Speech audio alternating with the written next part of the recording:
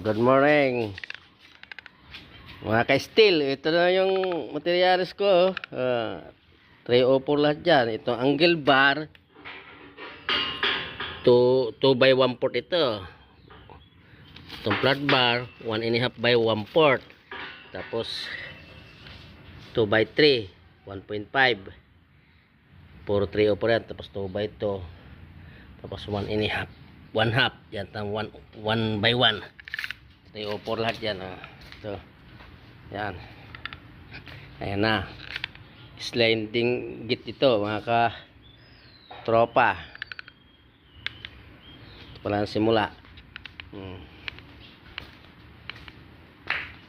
Ito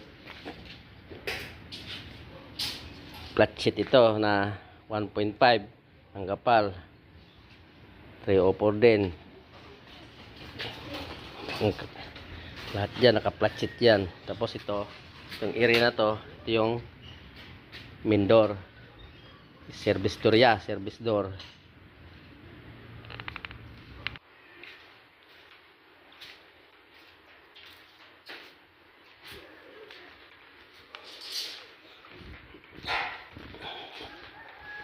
Tapos nandito yung ano natin, yung ito, yung gulong niya na stainless.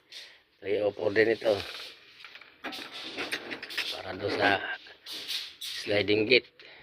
Ito yung guide nya, yung plastic guide nya mga kabakal. Kailangan nyo yan. Pero ito bakal to, papalitan natin ito ng stainless kasi ayaw ko ng bakal yan. Kailangan stainless lahat yan. Pati tornilyo papalitan ko ng stainless yun, tornilyo nya.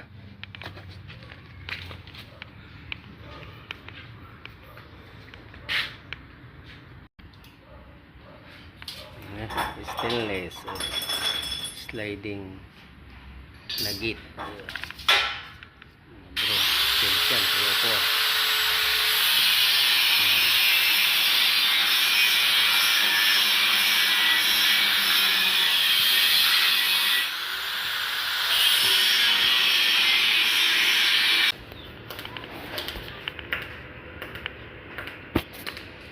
Ang placet na lang, kulang ito.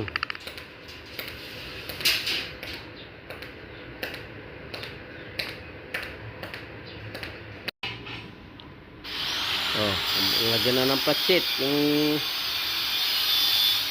subject natin.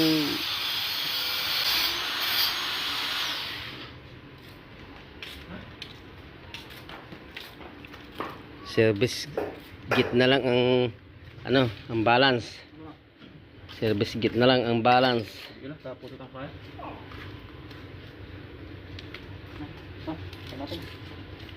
Dala.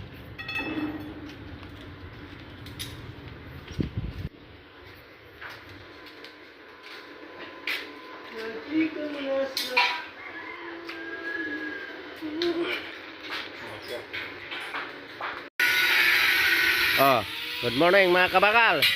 Andito na yung ano, set up nila yung para sa railings, sa guide, roller guide nya. Ito yun yan, roller guide para sa sliding gate.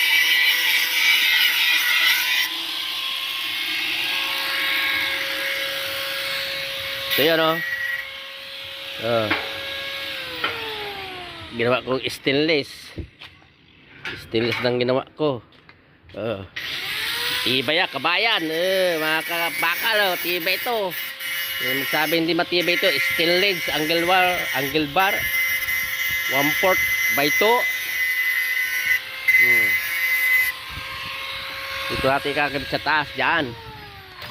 Dito natin kakabit yan dyan, dyan. Mga kabakal, mga kabakal, ito na yung natin, sit up ng railings yan. Doon iniwan na natin yan. Tapos sinisimulan ko na silin yan. Good afternoon mga kabakal. Ito na yung gate, sliding, tapos na. Ito na yung roller ano niya, kapit niya roller guide niya, roller guide. Stainless lahat yung ano niyan. Yan. Tapos ito naman yung lock natin, ikabit ko na. Ayan.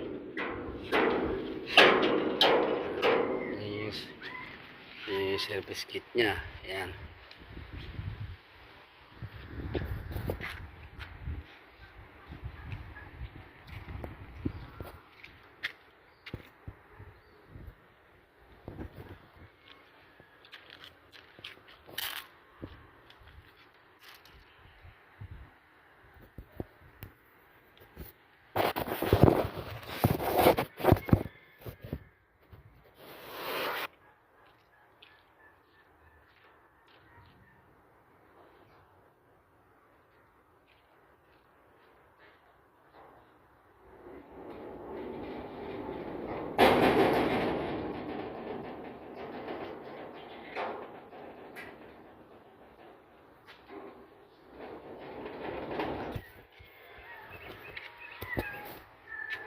Ito na, ayan.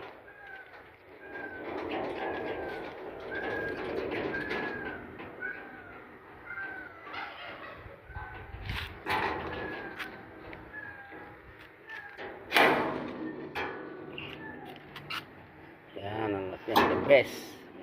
Kabakal. Yan na.